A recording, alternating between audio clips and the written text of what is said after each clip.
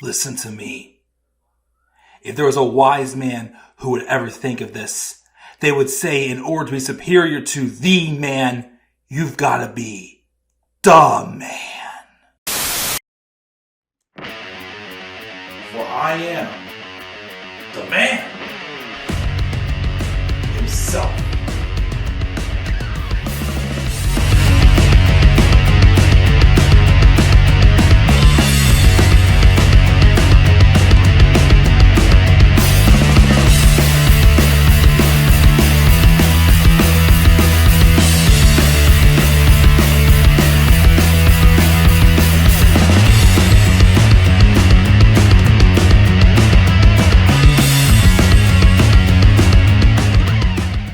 Say his name and he appears.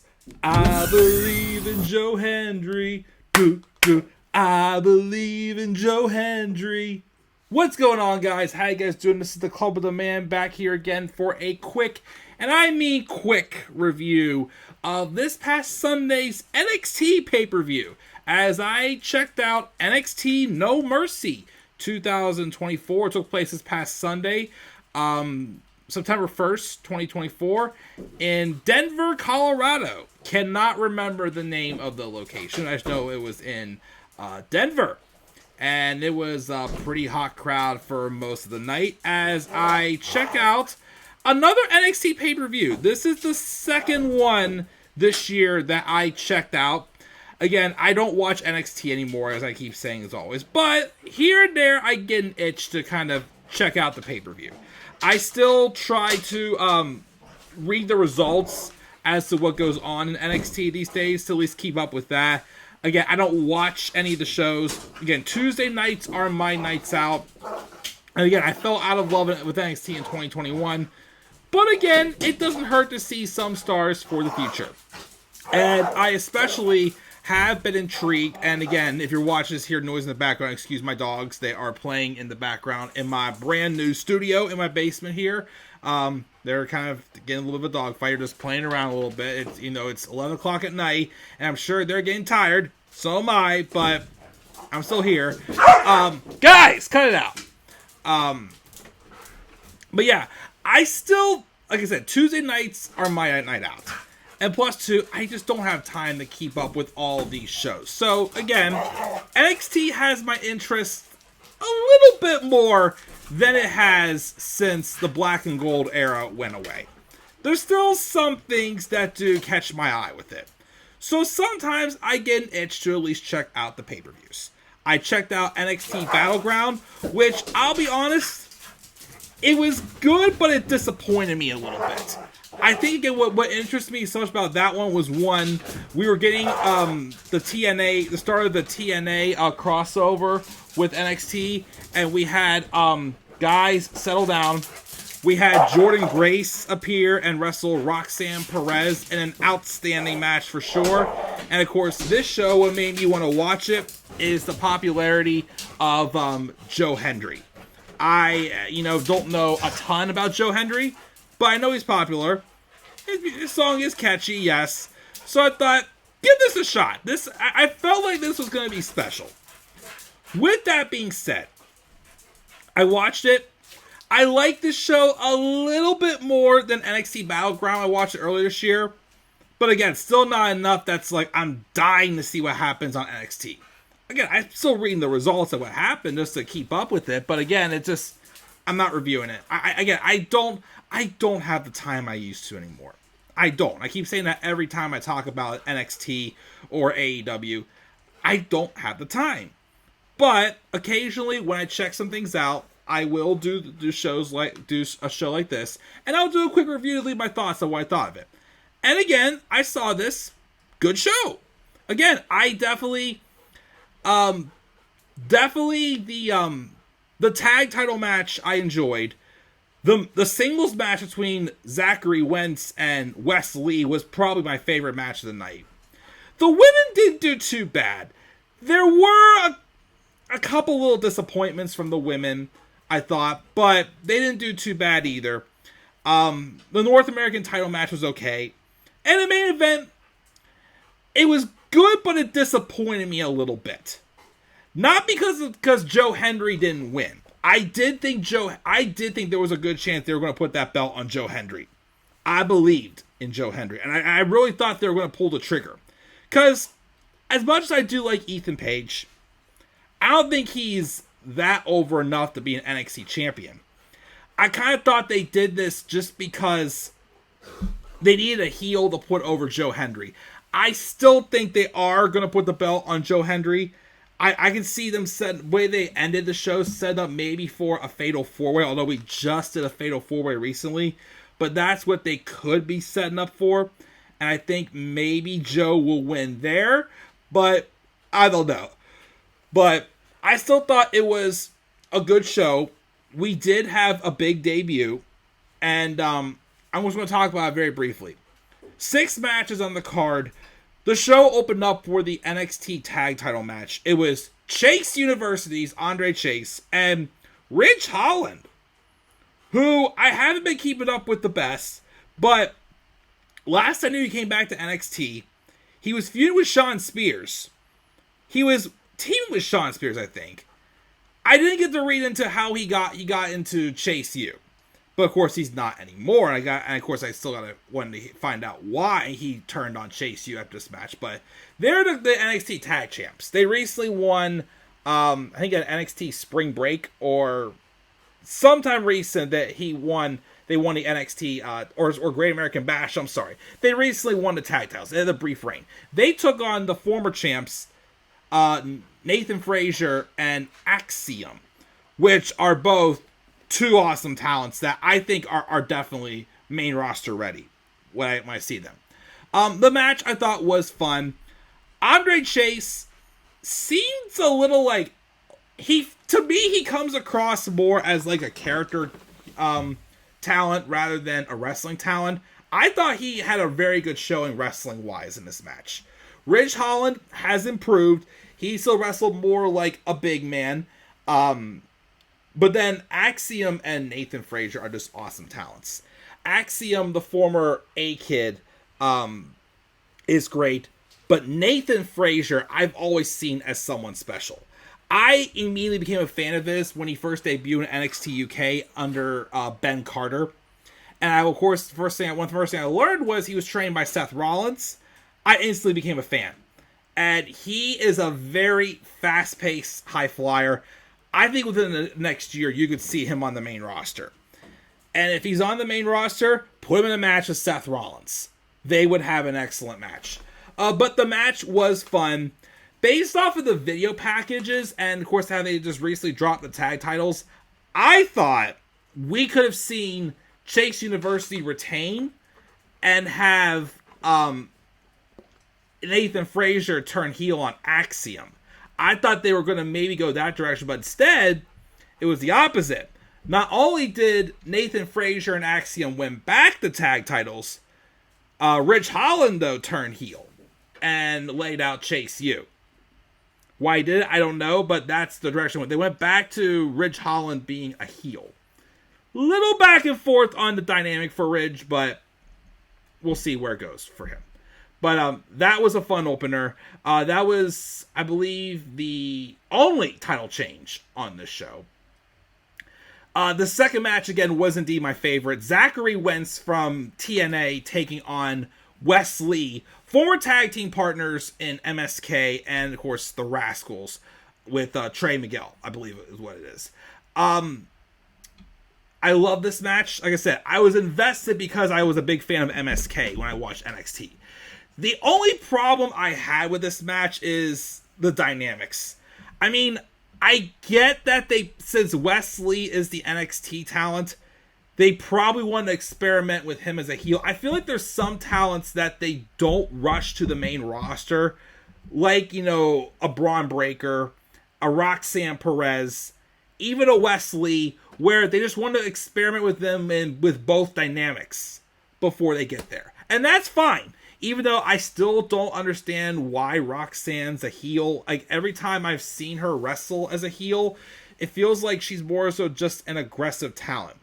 With Wes Lee, I get it, but I also feel like in the story, it's like, why is Wes Lee the bad guy here? Because Zachary Wentz, well, Nash Carter, he was the one who got in trouble. That's why he got released for some charges or accusations he had with Jordan Grace, I think it was. So to me, it's like he kind of brought that on himself. So I'm not 100% sure. Again, other than the fact that, again, Wesley is the actual NXT talent. Maybe, again, they wanted him to experiment with him. But I still was invested in the match solely because I loved MSK. And I thought they had a great grudge match. And Trey Miguel does come out to stop Wesley from using the chair. And it does lead to Zachary Wentz getting the win. So they gave TNA someone a victory. Afterward, in the back, I think not only were of course the Rascals announced that they wanted to contend for the NXT tag titles, but they basically said, "Hey, Wes, even though we've gone to where we are, I still love you and whatnot." So no love lost relationship there, I guess. But I guess Wes is going to continue to be a heel in NXT, but we'll see. I do like Wesley though. Again, I do like that they've taken full advantage and have proven him to be a solid, I should say solid, but a great single star since Zachary Wentz was released from NXT back in 2022. But even though the dynamics a little bit weird, I thought it was a great story, and I thought they had excellent chemistry. So that was definitely my favorite match of the show, was that match. Kelani Jordan versus Wendy Choo for the NXT Women's North American Championship. First off, I'll say that I'm okay with NXT having like a secondary women's title. Because to me, it's like on the main roster for the women, they already have 2 titles. Besides the tag titles, they have 1 women's title on each brand. That's enough. I do think that with how much more stacked the women's division is in NXT, I'm okay with them having a mid-card title. With that being said, though, this match was okay. It was a little off because I felt like Kelani Jordan is definitely a wrestling talent. Wendy Choo is more so of like a character talent, if she came across to me. And their styles just didn't quite mesh together. I do like Wendy Choo's heel look, though. She looks like... What's that? The Wiggler, or whatever they call them in Super Mario World, where when they turn red and they go from cute to angry and whatnot. That's what she reminds me of with all this makeup. It's very creepy, but very different. I do think she has potential for sure, but I just think that her and Kelani Jordan just didn't really mesh well. And then afterwards, they had Tatum Paxley come out and randomly attack Wendy Choo, but I thought Tatum was a heel again? I don't know. Confusing dynamic there, but that was an okay match. Definitely, probably my least favorite match of the show, I would say, was that. And then we had the North American title match, Femi versus the Dawn of NXT, Tony D'Angelo with the rest of the family, which is Channing, Stax, Lorenzo. I don't remember the other people's names and the females involved in it. This match wasn't too bad either. Again, Femi is definitely an excellent big man wrestler. I think it's only a matter of time before they put the NXT title on him. I feel like they will soon. But right now, he's just a dominating North American champion. Tony D'Angelo, I'm not quite sure if I get him yet. Because I think the only thing I best remember him for is he was Tommaso Ciampa's last match. And he put over Ciampa before he got called up. But I see him wrestle, and I don't see it. I don't see him on that level. Like, maybe as a tag team, maybe. But as a single star, I don't know. I don't quite get him. But Femi does get the victory. Who fights him next? I don't know. Who dethrones him? I don't know either. But he beats Tony D'Angelo. Roxanne Perez defended her NXT Women's title against Jaida Parker. I remember seeing Jaida Parker for the first time in at NXT Battleground, and I thought she has it. I still think she does, but I feel like she was a little off in this match. she looked a little bit uncomfortable out there, I thought. Because some of her moves weren't quite smooth. She looked a little, like I said, I thought she just looked uncomfortable. Roxanne, though, is awesome, though. She does get the victory. Afterwards, we get the long-awaited rumored debut of Giulia, which I didn't realize she spelled her name with a G. And I don't know anything about her, but all I hear is that she's probably going to destroy poor Roxanne. But the good news, at least, is Roxanne will be getting called up after that. I'm guessing Royal Rumble, they could be calling her up. If not, WrestleMania. Roxanne's ready. Like I said, she was definitely main roster ready, but they turned her heel.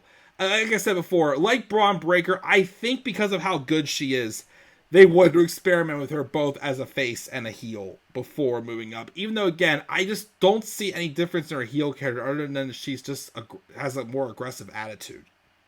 But she will probably be dropping the women's title to Giulia at, I think it's an upcoming, I think it's the debut episode of NXT on the CW on October 1st, I believe it is.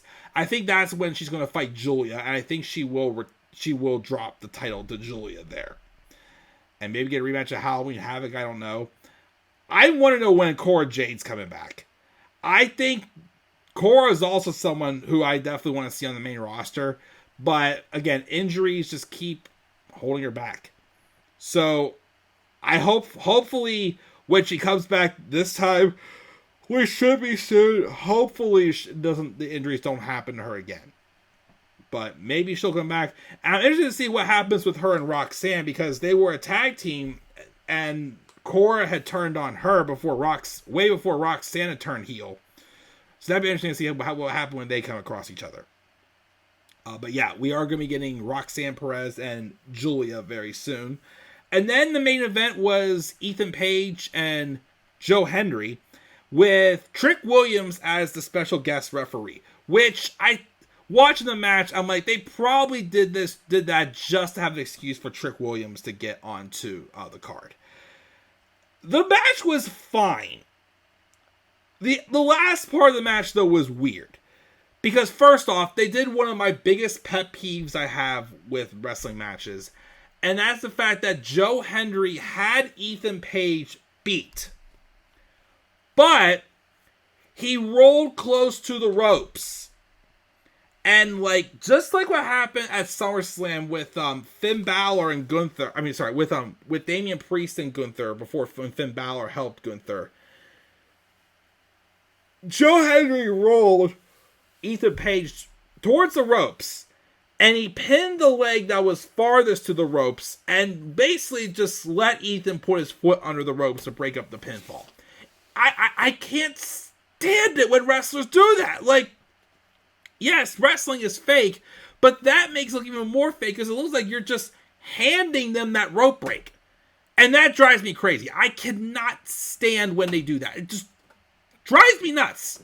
So that part took me out. Then there was the referee bump where Trick Williams got knocked out. And then another referee came in, immediately. And then there was a kick out. And then Ethan Page did a DDT on Hendry on top of the title right in front of the second referee. And the second referee saw him do it. But he didn't call for a disqualification. Which made me think, is this referee a crooked ref that Ethan Page, paid to, help him win the title or something? Or retain against Joe Hendry? Because the story was that Ethan wanted Joe Hendry as far away from this title as possible. And, but then Trick Williams stopped the count and said that, no, I'm in charge. I'm doing business here. While, I guess, I think someone else came out to distract Trick. And Pete Dunne didn't come out till after the match.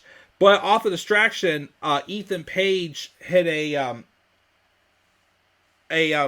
what do you call it? An ego's edge, the razor's edge, except to call it the ego's edge on Joe Hendry. And I believe Joe landed on top of the title, if I'm not mistaken. And Trick Williams counts the win there. So I was just confused. I'm like, okay, first off, You did a rope break, like literally when the referee was right, what literally looked like he handed him that rope break, and then I didn't get the point of that second referee, because again, also he counted fair whenever Hendry went to pin Ethan Page, so I was just confused as to how that ending went, but they protected Joe. And then after the match, before we went off the air, they did have Pete Dunne come out and start attacking Trick Williams, set up for the match to head on NXT last night to continue their feud. Which I'm guessing maybe soon we're going to get another Fatal 4-Way with Joe Hendry, Ethan Page, Trick Williams, and Pete Dunne. Which could be happening. And probably through there, we'll probably see Joe Hendry win the NXT title. I do think they're going to pull the trigger and give Joe Hendry that belt. But we'll just have to wait and see. That's how the show went off the air. Like I said, I liked the show. I didn't love it. I liked it a little bit better than Battleground. But we had some fun stuff. I enjoyed seeing Nathan Frazer outshine in the NXT tag title match. Again, Wesley and Zachary Wentz was my favorite match. I liked seeing Joe Hendry. Even though the last part of his match was odd. And the other three matches weren't bad either. Again, my least favorite was still that women's North American title match with Kelani, Jordan, and Wendy Choo. Like I said, I just felt that something wasn't meshing that great. They didn't have the best chemistry. But I'll give NXT No Mercy a B. It was a good show. Again, not enough to make me want to watch NXT that bad, but it was still a good show. So, glad I watched it. Glad I reviewed it. And again, maybe I'll watch another one soon. We'll have to wait and see. So that's my thoughts on NXT No Mercy, guys. I gave it a B. What are your guys' thoughts on the show? What was your favorite match of the show? Again, mine was Zachary Wentz and Wesley. Leave your guys' thoughts down in the comment section below. And be sure also, as always, to slap a like on the video and subscribe for more content on my channel. Follow me on Twitter as well, the Club of the Man 93. You may also follow me on TikTok and Instagram at the Club of the Man 1993. And until then, guys, I'm checking out. I'll catch you all later. Have a great rest of your night. And do not forget, in order to be superior to the man, you've got to be the man. And for I am the man himself. And that is not just an opinion, my friends. That is a fact of life. Yeah!